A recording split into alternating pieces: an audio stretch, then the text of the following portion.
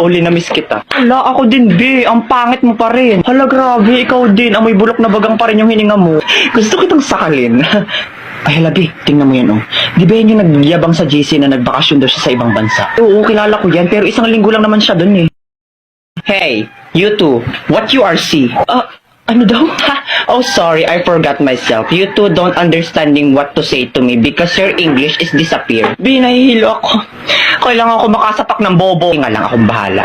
Hoy, ang kapal ang mukha nito, pa English ka pa, ay mali-mali rin naman sinasabi mo. Saka isang linggo ka lang naman nagstay sa ibang bansa, pa ganyan-ganyan ka na, ay mukha ka pa rin naman talangka. What?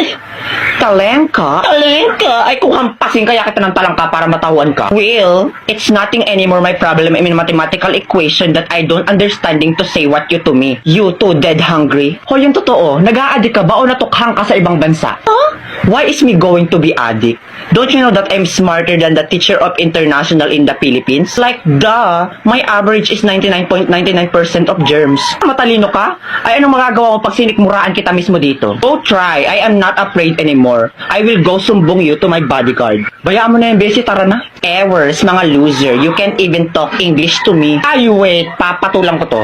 You little bulwak na inidoro. You're making me irritate to the functionality of my brain that can sampal you little bigger booger that the size of your booger is 200% kilometer per hour with bacteria. Now B, it's your turn.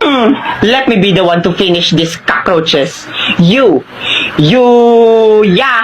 period. Galing mo talaga.